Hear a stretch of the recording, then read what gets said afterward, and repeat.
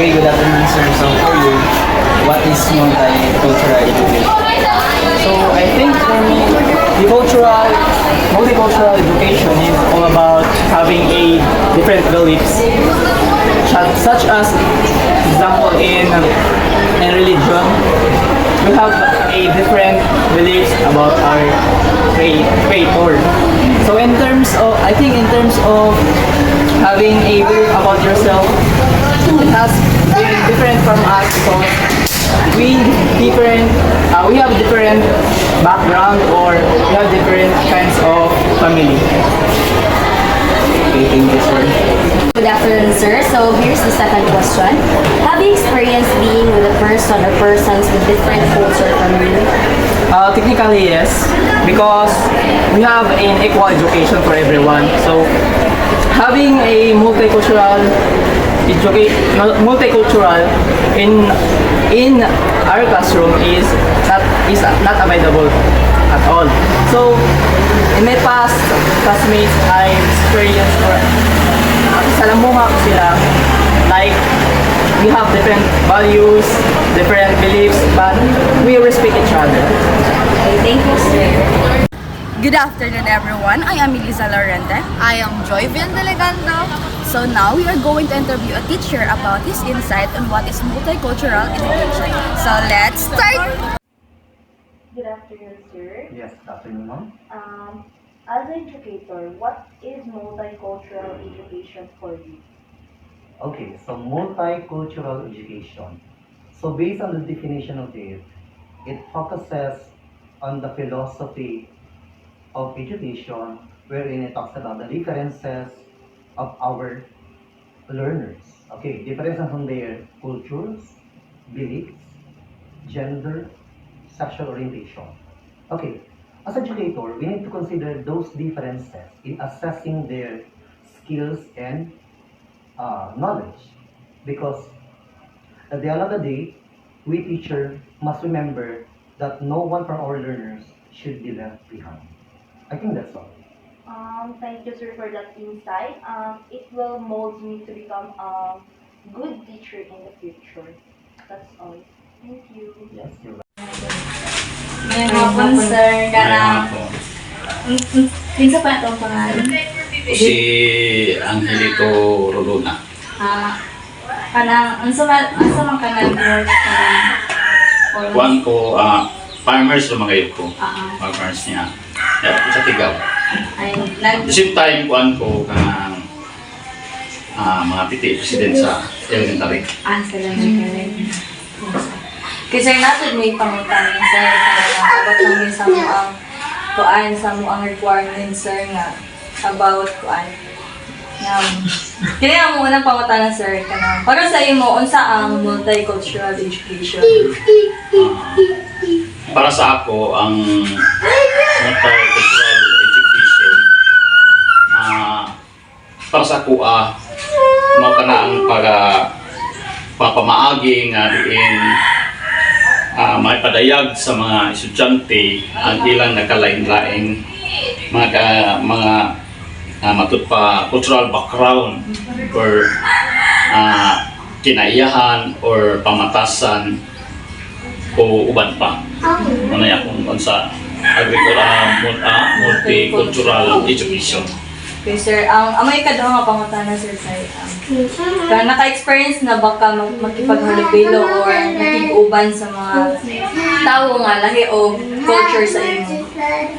O sa kuan, naka-experience na kuana, pero kalmiro ka niya, nabagakon ko kay gumikan sa lain man lagi ang ilahang kultura sa masinuntian o sa di pa min kasinabot tungod kay lahi man lagi ang ilang sinuntian kay sa kuan.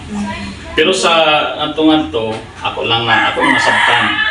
Kung napagay ko yung mga nakuha sa ilang mga matipanato, mga ilang pamaagi nga na sila sa di pa sila mo maghimo sa mga butang nga ilang gustong buhaton, pareha halimbawa nang mato sila sa dagat, nya mamanagat sila.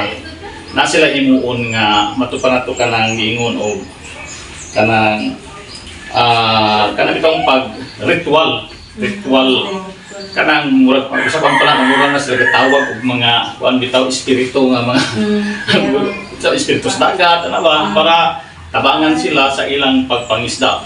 Ugas, wala ko sa bukid, ang ila po, kanang before sila magputulog kahoy, na sila ritual, yapon na ngayon para sa ato pa na pag-ampo ba, na para dili sila makuan sa mga, di ko pareha nato mga tao. Mo na inana ako na kuan sa yung nana ng kuan. Kahulubilo sa ilaha. Salamat, sir. Okay na?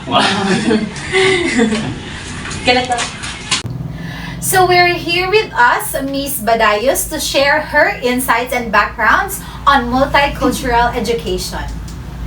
Okay, so good morning, ma'am. So for you as an educator, what is multicultural education? Good morning. So, multicultural education. Way back 1997 to present, the experiences I had before was really a multidisciplinary education since secondary until tertiary. I really experienced the kind of multicultural education since I was very active then in multicultural shows. So part of the education system of the Philippines is the multicultural discipline in education. So meaning there is an inclusivity in curriculum and the multicultural awareness competency trainings for in different schools, not only in the DepEd but that includes the tertiary level. Since we are in the Philippines and Philippines is a very masasabi natin napaka cultured centered, and of course the ethnicity, the races, the group that we belong, no, we have the indigenous group, and that we really had this kind of multicultural education curriculum, both from the secondary up to the tertiary level. So what is multicultural education for me? As an educator, in a classroom setting, we have that so-called multidisciplinary education. So the multidisciplinary education or the multicultural education that includes the awareness on the historical background of our country, particularly Philippines. What are the cultures and traditions of these particular ethnic groups? That includes in our history, no, before. And then the origin of our lahi, the so-called the lahi, no? And of course, the talents of every Filipinos, no? Kasi Filipinos are very talented. So, we are being molded in the classroom setting on how to develop the skills that a person should possess. And of course, we can show off our talents and skills that is incorporated in education system in the Philippines. What else?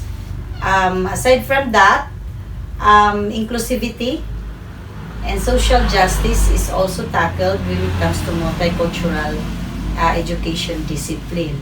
Another thing is the literature diversity.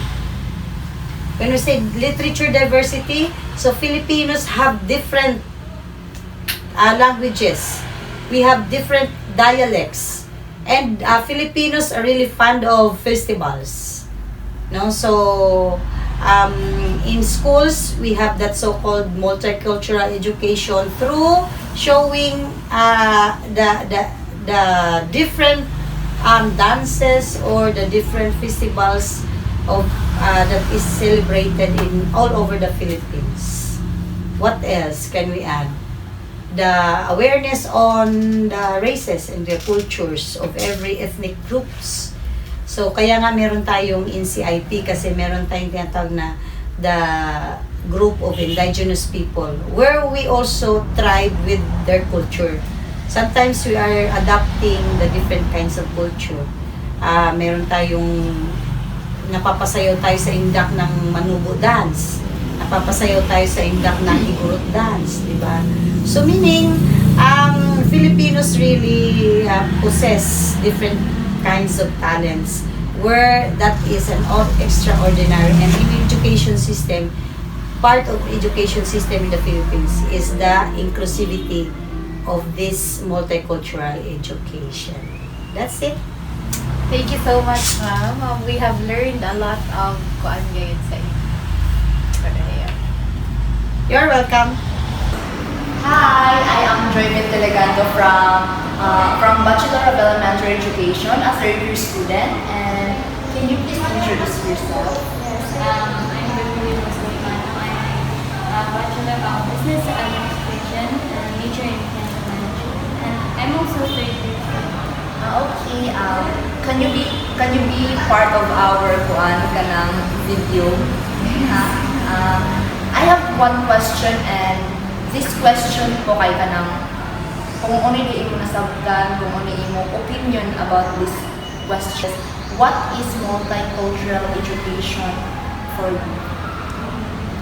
For me, multicultural education, and it is a form of education that comprises the challenges, the importance of the challenges in terms of discrimination, sa gender, age, religion, then sa multicultural education, they try to give the sense of belongingness sa isa ka class niya, for example, like pagyaon lahi-lahi sa kita ng mga tinuhan, mga kids, mga religion, then they try to respect each other. Thank you for that informative opinion. That's all. Bye. Bye.